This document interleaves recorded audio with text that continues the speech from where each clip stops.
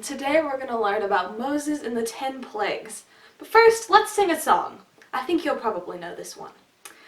With Christ as my vessel, I can smile at the storm, smile at the storm, smile at the storm. With Christ as my vessel, I can smile at the storm as we go sailing home. Sailing, sailing home, sailing, sailing home. With Christ as my vessel, I can smile at the storm as we go sailing home. With as my vessel, I can smile at the storm, smile at the storm, smile at the storm. With as my vessel, I can smile at the storm as we go sailing home. Sailing, sailing home, sailing, sailing home. With as my vessel, I can smile at the storm as we go sailing home. With as my I can smile at the storm, smile at the storm, smile at the storm. With as my I can smile at the storm as we go sailing home. Sailing, sailing home, sailing, sailing home. With as my I can smile at the storm as we go sailing home. With as my I can at the storm, at the storm, at the storm. With as my I can at the storm as we go sailing home. Sailing, sailing home, sailing, sailing home. With as my I can at the storm as we go sailing home. With as my I can at the with as my I can at the as we go sailing home. Sailing, sailing home, sailing, sailing home. With as my I can at the as we go sailing home. Alright, now let's go to our Bible lesson. Hey kids, we've been learning about the life of Moses. Last week, you learned that God spoke to Moses from a burning bush. Yeah. God told Moses to go to Pharaoh and demand to set the Israelites free from slavery. Do you know what slavery is? It means that the Israelites were working very hard for free and they couldn't leave. Remember that God said Aaron could do the talking for Moses? Yeah. Let's go back in time and see what happens when Moses confronted Pharaoh. Ooh, that sounds fun. Yeah. Okay, Aaron, I've told you everything that God told me, so let's do this! I'm ready, boss. You just sit over there while I talk to Pharaoh. Yeah, give me a high five. Hello, Moses and Aaron. What are you two doing here? You've been gone a long time. You have such long beards. Beards are the thing this year. Don't you watch Duck Dynasty? The only dynasty I recognize is my own. Oh, of course, your royal pharaohness. So I'm here to negotiate the release of our people.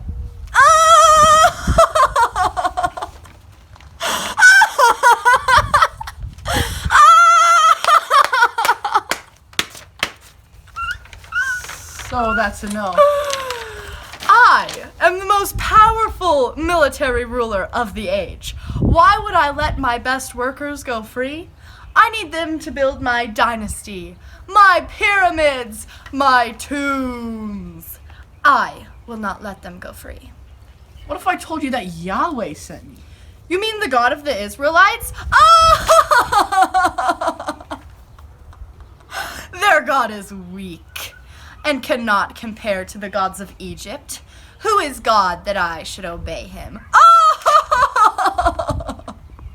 God won't convince you, you stubborn Pharaoh, to let my people go. Release the first plague! Is that all you've got? Water to blood? My own magicians can do that. No way. Not letting them go. Release the second plague! I kind of thought I'd let them go. But now that I think about it, still no, not letting them leave. Release the third plague! Oh, these nuts are horrible! God's got more where that came from. Send in flies, but they won't touch the people in Goshen. Will you let my people go now? Let me think. No. 5th plague coming right up. McDonald's is out of burgers because all the cows died. This is terrible. Will you let my people go? I'm thinking about it, but I really like my slaves. No. When will he ever learn? Release plague number 6. Remember that the Israelites will not be harmed. Let my people go. Let my people go. Let my people go. Yeah? Well, I'm Pharaoh, and I say no. These boils hurt. But no, your people cannot go.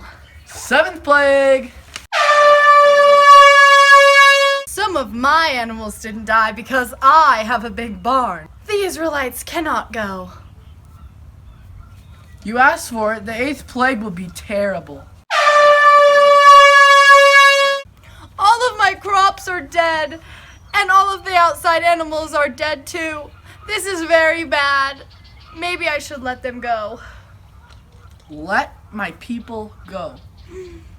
Nah, I don't think so. Send the 9th plague. You'll know that God is powerful, Pharaoh.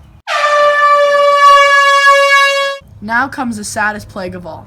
God told me this one will do it.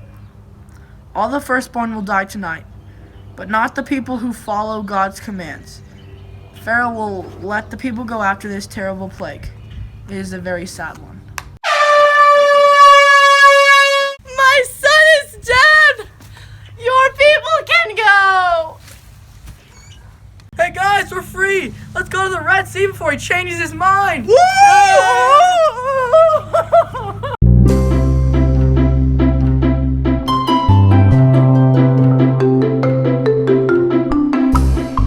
Hey guys, this week our memory verse is Exodus 7:16. It says, "Then say to him, the Lord, the God of the Hebrews, has sent me to say to you, let my people go so that they may worship me in the wilderness. But until now you have not listened." And this week we have a few moves to help you remember the verse. Now let's try out the moves. Then say to him, the Lord, the God of the Hebrews, has sent me to say to you, let my people go so that they may worship me in the wilderness. But until now you have not listened. Let's try that one more time. Then say to him, the Lord, the God of the Hebrews, has sent me to say to you, let my people go so that they may worship me in the wilderness.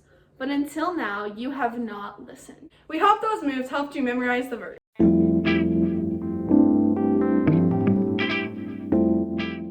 Hello guys! Today we are going to be making a craft based off Moses and the 10 plagues. So what you're going to need to do is get the worksheet and then get a plain white piece of paper, some scissors, a Sharpie, a little Ziploc bag, a glue stick, a pencil, and some colored pencils. So first off, you're going to take the worksheet. And as you can see, there are 3 plain white boxes, although I filled them in. If you'd like to fill these in, you can. If you don't want to, you don't have to. I put in the plague of the turning water into blood, picture Moses' staff, and a picture of a sheep to emphasize the Passover. So what you're going to do is you can draw those out if you'd like, and then you can color them. And then once you're done with that, you can take the white piece of paper, put some glue on it, and then stick the worksheet on top of it. I've already done that. Okay, so, and then once you're done with that, with some help with your parents, take some scissors and start to cut out, following the straight lines.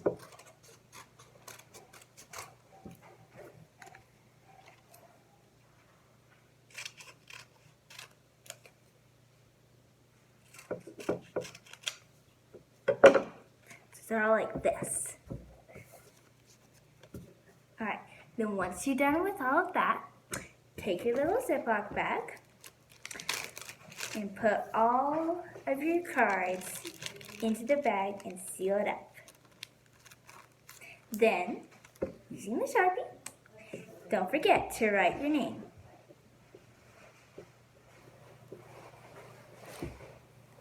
So, whenever you play this game of card matching, remember to think about Moses and the 10 plagues and how God was able to help the Israelites.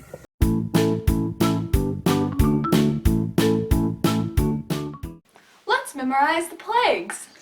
But why? Good question. Truthfully, just saying the words blood, frogs, gnats, pestilence, and boils makes my skin crawl and my scalp itch. But let me tell you, as you just heard, the people of Israel have been Egyptian slaves a long time. So long that they needed a little nudge from God that He had all of this in His control and that they could trust Him to be faithful to them. By memorizing the plagues, we are reminding ourselves of how powerful God is and how much love He has for us. Did you know He loves you? He does. So let's memorize those creepy, crawling, infectious plagues together.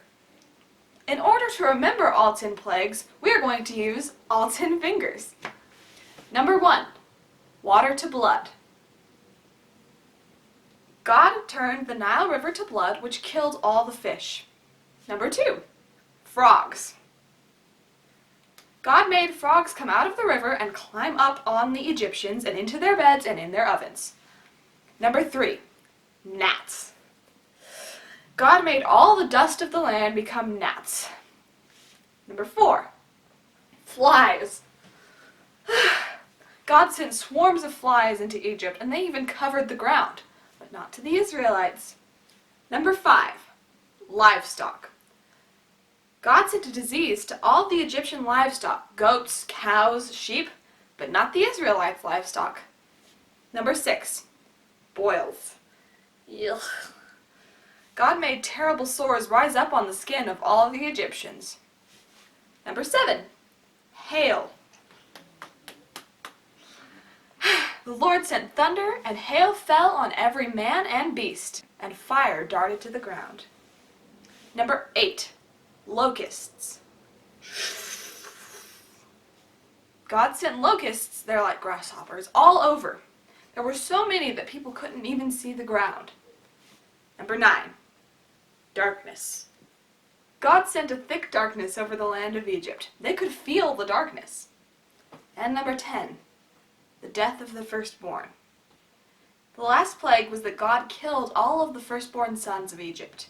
He did not do this to any Israelites. God wanted Pharaoh to know that the Lord was good to the Israelites, even while He punished the Egyptians. So let's go through these again. Number 1, blood. Number 2, frogs. Number 3, gnats. Number 4, flies.